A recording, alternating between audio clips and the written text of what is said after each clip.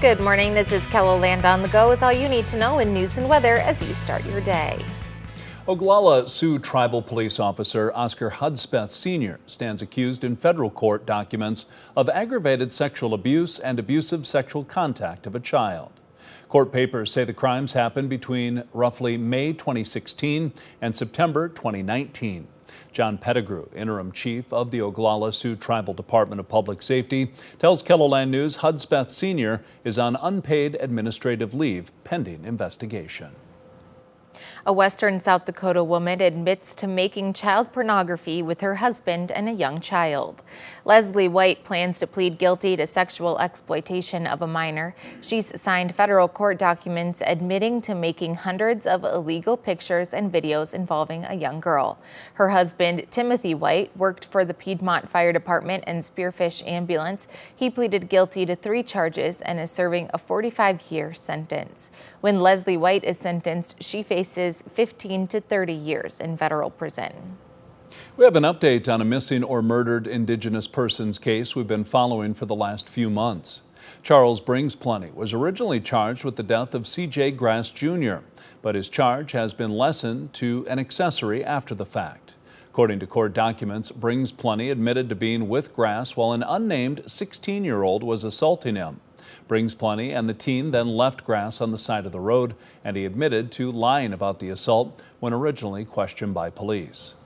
We first told you about C.J. Grass Jr. in January after talking with his mother on the Pine Ridge Reservation. He was 38 at the time of his death last summer. That hurts me so bad. I just can't get over it anymore. It's like it changed my life. I can't do anything. I can't.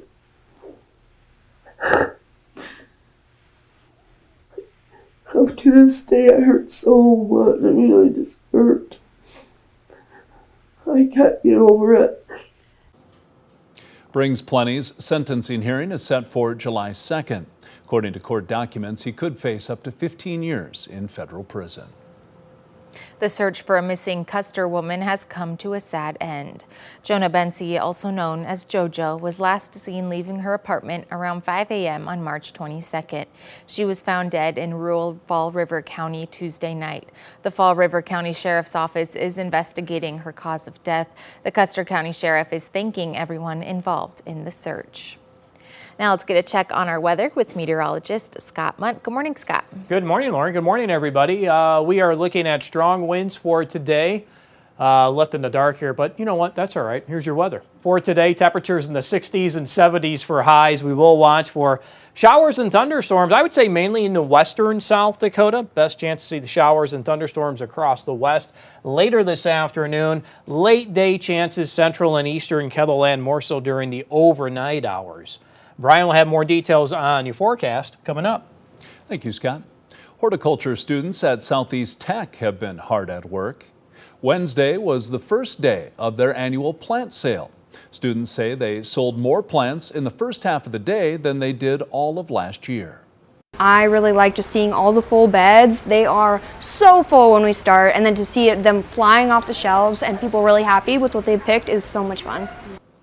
Today is the final day of the sale, and it runs from 8 a.m. until 6 p.m. You'll find more information on what types of plants are for sale in a KELOLAND.com original by Gracie Terrell. A 3-year-old who was battling leukemia had her wish of going to Disney World come true. Augustana University's student athletes lined the baseball field entrance to welcome Emma Nice after raising $10,000 for her and her family. 2 of the swimmers even dressed up as princesses to greet her upon arrival. So I started being part of SAC last spring, and I heard that we were raising money to make a wish, and then we just continued to raise more and more money, and then I heard that we could grant a wish, and they told us at the last SAC meeting, which was about a month ago, that we could grant this wish for little Emma, and I was like, let me be a princess. The family leaves for Disney World next week. Emma's parents say last week they got the news she's been in remission for a year and a half. Well, that's a look at some of our top stories. Now let's get one last check of your weather with meteorologist Brian Karstens. Brian? All right, our weather update as we go toward the weekend. First of all, we're going to start off with this. For Friday afternoon. The risk of severe weather is still a story in southeast Ketherland. Now, we'll begin with the marginal risk, which does include Sioux Falls. It radiates out a little bit here, even as far west as Gregory and O'Neill, Nebraska. But you get into the warm sector, which does nudge into far southeast South Dakota. The risk of severe weather and what we call surface-based thunderstorms, storms that can root down to the surface, will definitely grow the farther south you live. And I want to call out Union County, maybe Sioux and Plymouth counties in northwest Iowa. There's a lot of data that's suggesting that if we get storm cells in northeast Nebraska tomorrow afternoon, that those could roll up to the north. We saw what happened about a week and a half ago when we ended up with some touchdowns that came up out of that direction. This situation has some similarities to that. Obviously, each system is different, but that's kind of what we need to watch. So let's break this apart here. We'll start with Rapid City this afternoon. We've got temperatures into the 70s for highs. Thunderstorms, just regular thunderstorms, will develop in the far west. You can see around Faith here, 8 o'clock this evening. I would watch the wall radar first. Sioux Falls, not really concerned about anything too much in the evening. But once we get to midnight, we'll probably start to see radar trends beginning to fill in. Now, the wind forecast, we are going to call this out because today the winds are out of the southeast, 20 to 40. That is a pretty basic forecast. I don't have much to argue with on that. This rain that comes through overnight tonight, the one thing we got to be careful about is that after the first wave goes through, there's going to be some very strong wind momentum transfer down to the ground level in southwest Minnesota, northwest Iowa. I've got a map on that in a second. There's going to be more rain coming up from the south. We'll probably generate a nice band of thunderstorms late tomorrow morning, tomorrow afternoon in southeast South Dakota. There could be a severe thunderstorm, maybe an elevated hailer or something like that embedded within that. But I still think the clouds are going to win out. That'll keep our temperatures probably mainly in the 50s until late afternoon. Now, there's a little debate if we can hit the low 60s in Sioux Falls. It really goes down to this. The warmer we are, the better the chance of a severe thunderstorm. If we hold in the 50s most of the time, that'll reduce the chance for Sioux Falls. But I still think northwest Iowa could be quite a different story. Now, once this first system lifts through, we're going to get a little break. We'll talk about that in a second. Then there'll be another round coming up Saturday night and Sunday. Here's a closer look at the wind forecast late tonight, tomorrow morning. Now, these are just some sample numbers. The geography, the placement on the map on this swath of wind, I could see changing yet. But the point is, there are going to be some swaths here from extreme southeast South Dakota, northwest Iowa, and then into southwest Minnesota, where some of these peak wind gusts are going to go over 50.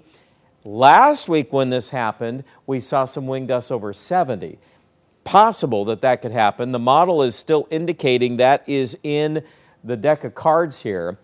I'm not saying it's going to happen, but I do want to at least make you aware of the fact that there is some top-end potential on this thing tomorrow morning as we interact the first wave moving through, and then what we call more or less a wake-low scenario where you get a secondary push of wind that comes into the forecast. I've seen this before in April, and it just kind of rings a bell in my brain on that deal that we could be looking at some strong pockets of wind tomorrow morning.